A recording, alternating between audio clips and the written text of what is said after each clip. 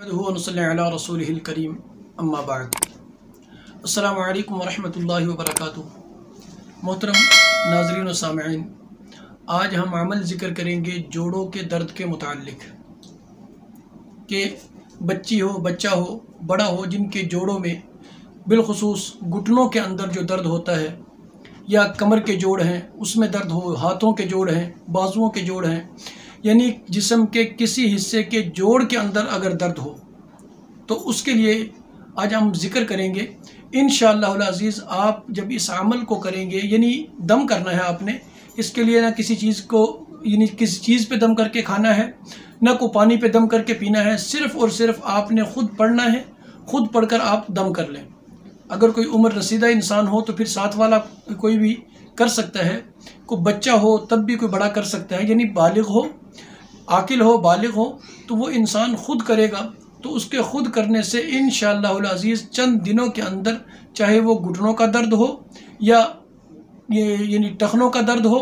या फिर इसके कमर का दर्द हो, कमर के जोड़ का, या फिर बाजुओं का, यानी जैसे वो गठिए का मसला बन जाता है, अगर गठिए का दर्द भी हो तो इंशाअल्लाह अज़ीज़ अल्लाह रब्बुल इज़्ज़त के हुक्म से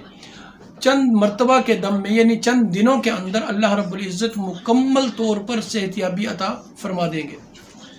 यानी अमल इतना मजबूत है, मुजर्रब है, ख़ुद तजर्बा किया गया है कि अगर बुज़ुर्ग आदमी हो,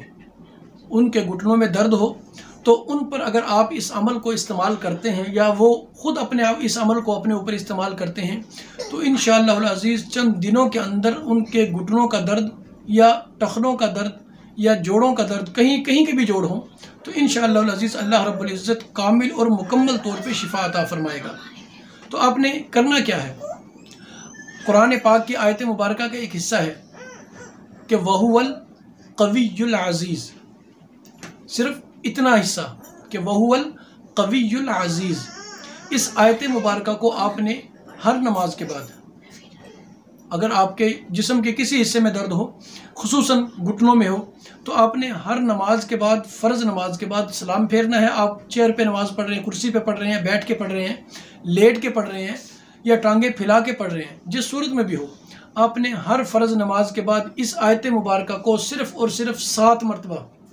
पढ़ना है। पढ़ने के बाद आपने उस हिस्से पर बिलफ़र्ज़, मेरे यहाँ अगर दर्द है, ये जोड़ है, अगर इसमें दर्द हो, 7 मरतबा पढ़ना है और 7 मरतबा पढ़ने के बाद फूंक मारते हुए मैंने ऐसे करना है, सिर्फ 3 मरतबा उस हिस्से पे, उस जोड़ पे, घुटने हों चाहे जिस्म का कोई भी हिस्सा हो जोड़, तो आपने 7 मरतबा पढ़ के फूंक मारते हुए ऐसे ऐसे 3 मरतबा कर देना है। ये ज़हन में रखें, जब आप फूंक मार रहे होंगे आपकी फूंक टूटनी नहीं चाहिए, 3 मरतबा ये टच हो जाए फिर आपकी फूंक, यानी थोड़ी सी लंबी मारनी है। तो जब आप इस अमल को करेंगे, दोनों घुटनों में है तो हर एक के लिए अलग होगा, यानी पहले एक घुटने का आप करें, 7 मरतबा पढ़ के दम किया, हाथ लगा दिया, यानी 3 मरतबा उसको इशारा दे दिया, हाथ लगा दिया, तो इसी 3 मरतबा ऐसे दम करना, यानी 7-7 की फूंके, तो और 3 मरतबा, यानी दाहिना घुटना हो, बाहिना घुटना हो, दोनों में से कोई भी हो, तो आप उस पर 7 मरतबा पढ़कर, यानी 7-7 की 3 फूंके मारेंगे। हर फूंक में यानी जब फूंकते हुए आपने 3 मरतबा उसको ऐसे, यानी हल्का हल्का चोट लगानी है, हल्का हल्का मारना है अपने हाथों से, और दाहिने हाथ से, बायां हाथ इस्तेमाल नहीं करना, दाएं हाथ से आपने उसको छूना भी है, यानी मारना भी है, और उस पर फूंक भी लंबी करनी। ये जहन में रखें कि फूंक लंबी करनी है, इतनी लंबी कि आप 3 मरतबा उसे मार चुके हों, उस जगह को, इस हिस्से को। जैसे ही आप इस अमल को करेंगे इंशाअल्लाह अज़ीज़ अल्लाह रब्बुल इज़्ज़त के दर से बहुत उम्मीद है कि अल्लाह रब्बुल इज़्ज़त चंद दिनों के अंदर